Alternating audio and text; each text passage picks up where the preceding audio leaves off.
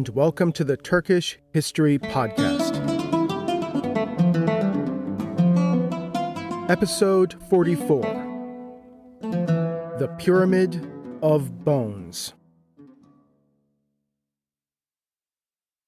Before we begin, if you have been enjoying this podcast, I'd like to ask you to please subscribe, rate, and leave a review on Apple Podcasts or wherever you get this podcast.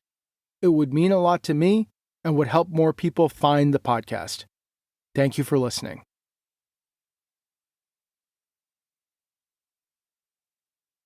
So last time, we discussed the plea of Emperor Alexios Komnenos for aid from the West, and how that plea opened up a Pandora's box. Unwittingly, the emperor had summoned not a large mercenary army of professional knights to campaign in Anatolia, but a truly massive host, drawn from across Europe and from all social classes, that was now marching to aid the emperor in a sense, but mostly wanted to retake Jerusalem and the Holy Land. We ended with the motley People's Crusade being packed off to Anatolia by the emperor. This crusade, composed of zealous peasants and commoners from across France and Germany, and led by the priest Peter the Hermit, had caused mayhem in Constantinople, and was now marching east from the Bosphorus with dreams of Jerusalem. And today, we will discuss the very first encounters between the Crusaders and the Muslims, as the Sultanate of Rum musters its forces to confront this new invader from the West. How the People's Crusade would come to meet its end, but also how it would inadvertently pave the way for the future victories of the Crusaders. But before we begin, I'd like to note that the scholarship on the Turkish perspective here is actually quite thin.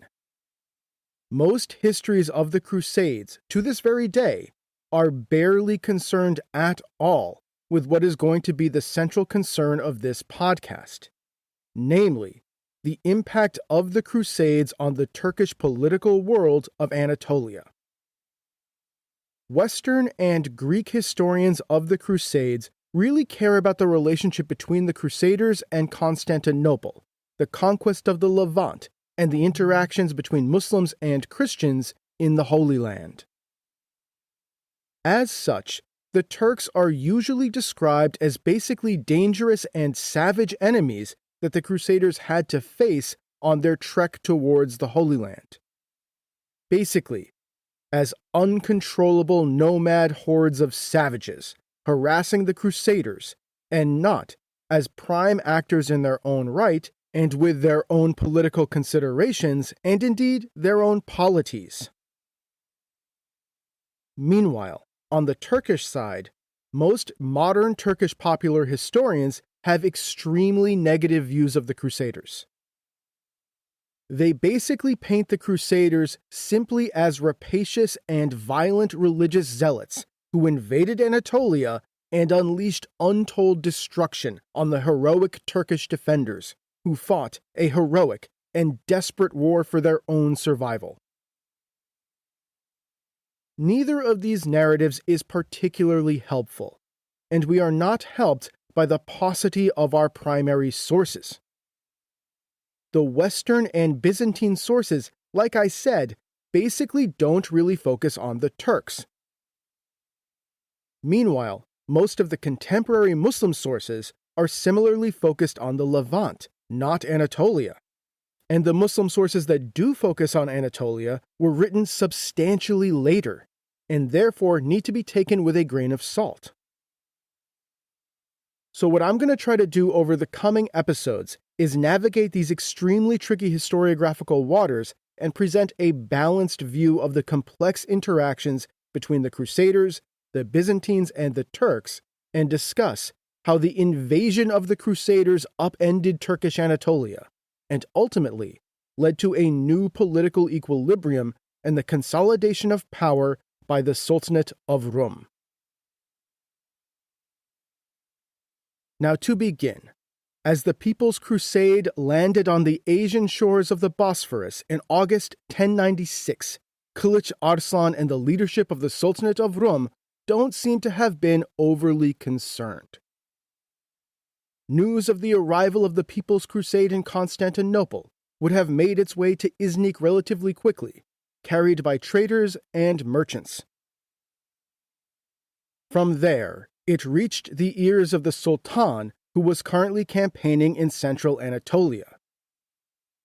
The Arab chronicler Ibn al-Qalanisi of Damascus records the following. In this year, there began to arrive a succession of reports that the armies of the Franks had appeared from the direction of the Sea of Constantinople, with forces not to be reckoned for multitude. As these reports followed one upon the other, and spread from mouth to mouth far and wide, the people grew anxious and disturbed in mind. The king, Daud ibn Suleiman ibn Kutalmish, whose domains lay nearest to them, having received confirmation of these statements, set about collecting forces, raising levies, and carrying out the obligations of holy war. Incidentally, it's interesting that al-Qalanisi reports that Daud, not Kılıç Arslan, was the king who organized the response. This is likely because Daud was in Konya, which was closer to Damascus, and Ibn al-Qalanisi therefore conflated the two. But though he set out to organize a response, Kılıç Arslan presumably decided that this ragtag army of zealous peasants wasn't really worth bothering about too much. Because instead of breaking off his campaigns in Central Anatolia, he decided to stay there with his troops. Instead, he ordered his vassal Ilhan, Alkhanes in Ana Komnena's words, to take care of them. We last saw Ilhan tangling with Alexios Komnenos, of course. Well, since the return of Kılıç Arslan, he presumably submitted yet again to the Sultanate of Rum. As an interesting side note, Ana Komnena reported that after submitting to Alexios, he had converted to Christianity. If this is true, and it very well may not be true, then it would imply that as Ilhan flipped back and forth between loyalty to Constantinople and Iznik, he swapped religions as required. Perhaps yet another example of the messy nature of the Turkish-Roman frontier world. Though again, we cannot entirely trust Ana Komnena's story that he did convert to Christianity. As Ilhan Bey gathered together the forces of the Sultanate in the west, the People's Crusade began marching towards Iznik. But it appears that after crossing the Bosphorus, Peter the Hermit's leadership over the crusade began to break down. This breakdown of leadership caused the already disorganized and undisciplined crusade to become increasingly fractious, with various ethnic groups splitting off and choosing their own leaders. Naturally, this was accompanied by a breakdown of whatever little discipline the People's Crusade had, and the host became even more violent and rapacious. The Gesta Francorum reports, after they had crossed over, they did not cease from doing all kinds of evil deeds, burning and devastating homes and churches. Finally, they reached Nicomedia, that is Izmit, where the Longobards and the Germans separated from the Franks because the Franks were bloated with pride. Longobards, or Lombards, the name means long beards, were the descendants of Germans who had conquered much of northern Italy. These German and Lombard crusaders elected one of their own, named Reynald, to be their leader. As the People's Crusade split up into what were essentially different bands of marauding peasants, the different groups started to go different ways, though generally they continued to spread east and south. By early September 1096, a French contingent had made it to Iznik, which, remember, was incredibly close to both Izmit and Constantinople. According to Ana Komnena, Peter the Hermit was still in control of this group of crusaders, though his actual authority was probably slipping as the crusade continued. Now Iznik was a great walled city.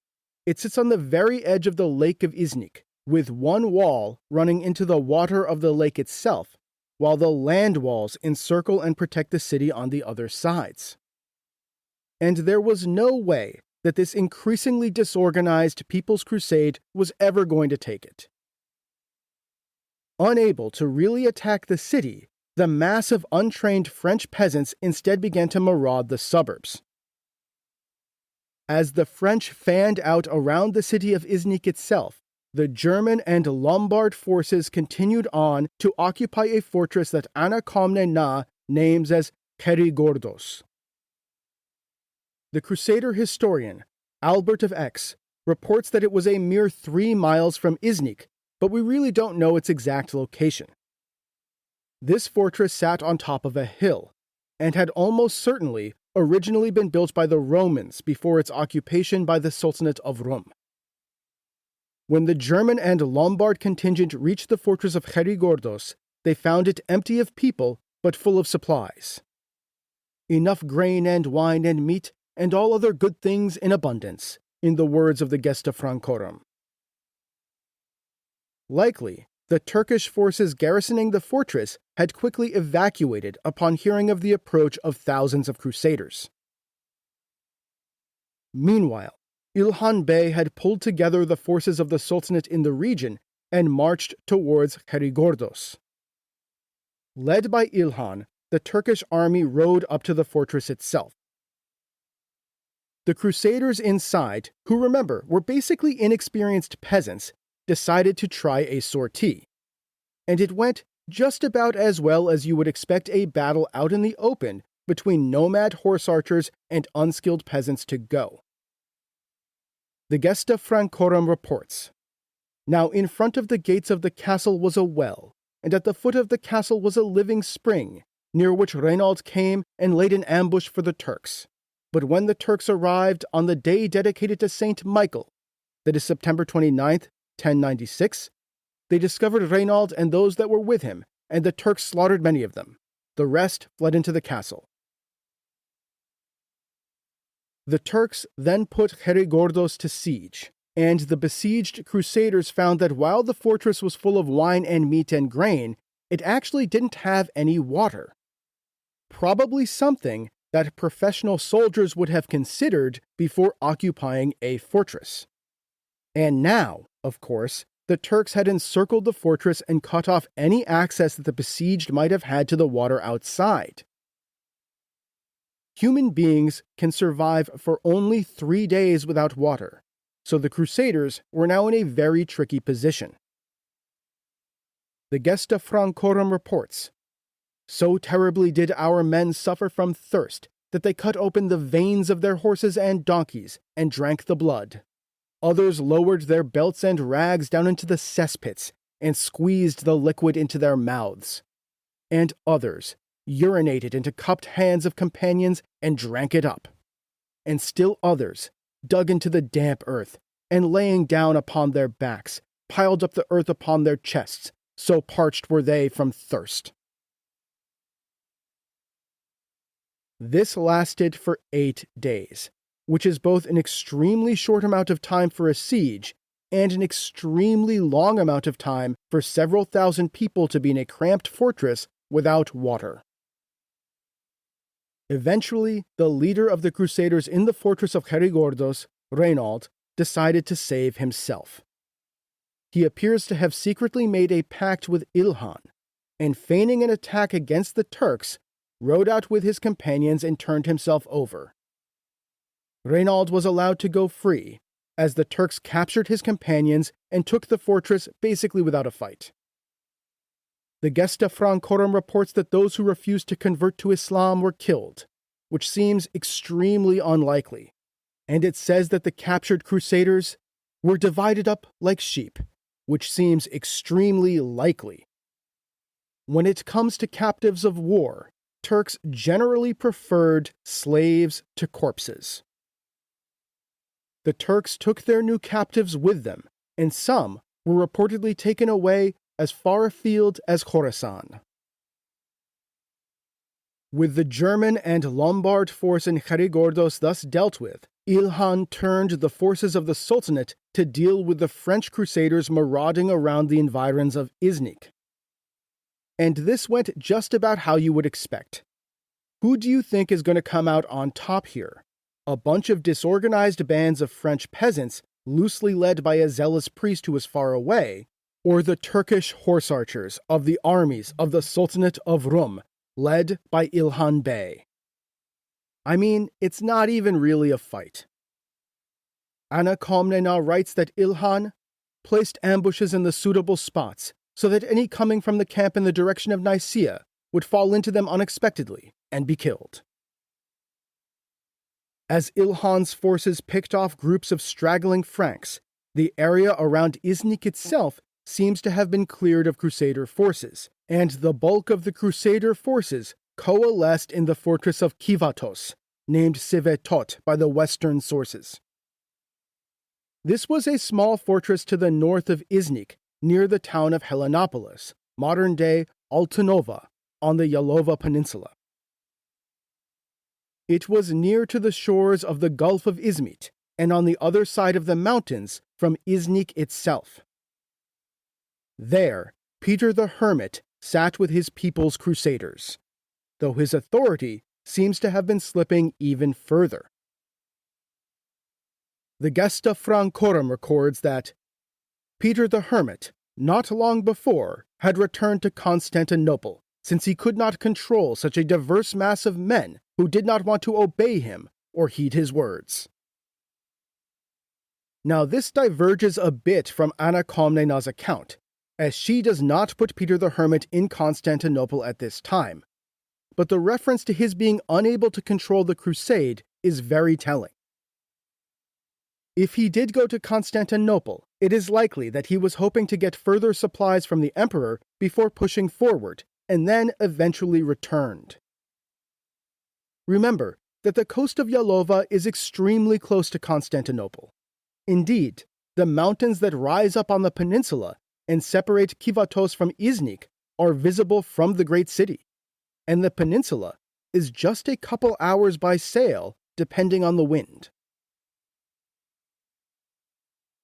With the Crusaders in Kivatos becoming increasingly disorganized, and with Peter the Hermit's control steadily weakening, Ilhan employed a devious trick to get the Crusaders out of the fortress where they could be more easily destroyed.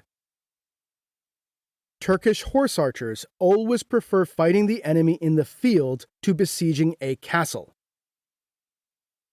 In the words of Ana Komnena, he sent for 2 active-minded men and ordered them to go to Peter the Hermit's camp and proclaim there that the Normans had gained possession of Nicaea and were now dividing everything in it.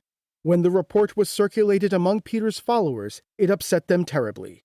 Directly, they heard the words partition and money, and started in a disorderly crowd along the road to Nicaea, all but unmindful of their military experience and the discipline which is essential for those starting out to battle. For as I remarked above, the Latin race is always very fond of money, but more especially when it is bent on raiding a country. It then loses its reason and gets beyond control. And I'd like to flag just 2 interesting things about Anna's passage. The first is that the 2 active-minded men presumably were not Turks. Turks would have been recognized by the Crusaders, and of course killed or just not believed. This means that they may well have been local Greeks in the service of the Sultanate. Yet another example of the messy frontier nature of Anatolia at this time. And the second is to note the disparaging way that Ana Komnena discusses the Latins. In our last episode, we heard her refer to them as barbarians, and this was the basic view of the Byzantines at the time. The Latins were seen as uncivilized brutes, as barbarians. They just happened to be necessary barbarians. And this tension between the Byzantines and the Latins is of course going to continue, and it's eventually going to boil over. Now, leaving aside Anna's kind of racist description of the greed of the Western Europeans, this was a great strategy on Ilhan's part. Even though Western Europeans are obviously not genetically disposed to greed, as Anna Komnena seems to think, the disorganized peasants in Kivatos of course took the bait. They were extremely upset and afraid that other crusaders were going to get the loot of Iznik. And so, sometime in October 1096, they rushed out of the castle and in a chaotic mass began streaming down the road to Iznik. Perfect prey for the Turks. The Gesta Francorum relates what happened next. The Turks fell upon them and killed a great number. Some they found asleep, others naked. All these they put to death. Among them was a priest who was celebrating Mass, who they made a martyr right on the altar. Those who were able to get away fled to Kivatos, and some threw themselves into the sea. Others hid themselves in the woods and the mountains. And some the Turks chased into the castle, and they heaped up wood to burn them in the castle. The massacre was total. There was simply no way for the untrained peasants, whatever their religious zeal, to withstand the Turks. Exact numbers are of course impossible to ascertain, but tens of thousands perished, and the People's Crusade was broken. Almost all of the quote-unquote soldiers of the People's Crusade fell, thousands of miles from their homes, in France, Germany, the Low Countries, and Italy. For her part, Anna Komnena says, "As they journeyed in neither ranks nor in squadrons, they fell foul of the Turkish ambuscades near the river Drakon, and perished miserably. And such a large number of Franks and Normans were the victims of the Ishmaelite sword, that when they piled up the corpses of the slaughtered men, which were lying upon either side, they formed, I say, not a very large hill, or a mound, or a peak, but a high mountain, as it were, of a very considerable depth and breadth. So great was the pyramid of bones." Those few survivors straggled back into Altanova. These included Peter the Hermit, assuming he was not already in Constantinople. When news of the destruction of the People's Crusade reached Emperor Alexios Komnenos, he ordered a fleet assembled and put under the command of the great Byzantine general Constantine Eupherbanus Katakalon. Katakalon sailed to the Yalova Peninsula, whereupon the Turks harassing the survivors in Altanova withdrew back through the mountains towards Iznik. Katakalon picked up the shattered remnants of the People's Crusade and ferried them back to Constantinople. Once back in the capital, the recriminations appear to have been thrown back and forth between the survivors and the Byzantines. Anna Komnena writes that her father reproached Peter the Hermit, saying that it was his own thoughtlessness that led to this, and that Peter responded by blaming the others who did not listen to him, but followed their own wills. In other words, blaming the lack of order and discipline of the untrained crusaders. To which I would respond, well, what did you think was going to happen? Did you really think that people without any military experience were going to be disciplined and follow orders? Did you really believe that a bunch of untrained peasants were going to succeed in defeating an army of skilled Turkish horse archers? How did you think this was going to play out when you roused these people to take the cross? In yet another sign of the growing tension between the Crusaders and Constantinople, the Gesta Francorum darkly reports, "When the emperor heard that the Turks had dispersed our men in this way, great was his joy. And he gave the order that those who survived could again cross the Arm, and when they came over, he took away all their weapons." And indeed, I think it's fair to assume that Alexios was, all in all, pretty happy with how this turned out. This troublesome People's Crusade was now gone, and its remnants could be disarmed and removed as a threat to Constantinople. I'm sure that the emperor breathed a sigh of relief as the People's Crusade ended exactly as he must have known it would end when he first sent them off over the Bosphorus. Indeed, the total ineptitude of the People's Crusade would come to, inadvertently, be a great boon to both Alexios Komnenos and ultimately to the First Crusade itself. In the first place, due to the aid it would give the Emperor of the Romans in his political negotiations with the other Crusaders, and then, far more importantly, in the reaction it provoked in the Sultanate of Rum. But we'll get there soon enough. Firstly, the disorder and the chaos of the People's Crusade, coupled with their catastrophic failure, provided Alexios with rhetorical ammunition to use against the real knights, who would be arriving any day now. And this is a bit of a subtle point, but we need to remember the real cleavage between Constantinople and the Crusaders. Firstly, Alexios wanted hired knights to retake Anatolia, and the Crusaders wanted to take Jerusalem. But secondly, and more importantly, Alexios was desperate to protect his empire from the massive armies that he had summoned. So he wanted to both force the Crusaders to fight for his aims and to keep them from plundering his capital. This was all the more important to him because one of the key leaders of the Crusades, Bohemund, was a Norman knight who had previously invaded the empire and fought against Constantinople. And so now, he could say to these newly arriving Crusaders basically, look at what happened when your predecessors showed up and didn't listen to me. They plundered my city and then they got destroyed. You need me. You need my help. You need to not run wild. You need to take an oath of fealty to me, pledge loyalty, and promise to restore to me any lands you liberate from the Turks. The defeat and total destruction of the People's Crusade would come to be a great tool for Alexios in his tense alliance and indeed political struggles with the First Crusaders. Thus, as the real Crusaders began to arrive in Constantinople in late 1096 and early 1097, mustering all of his shrewdness and great political skill, Emperor Alexios forced them, one by one, to take this oath.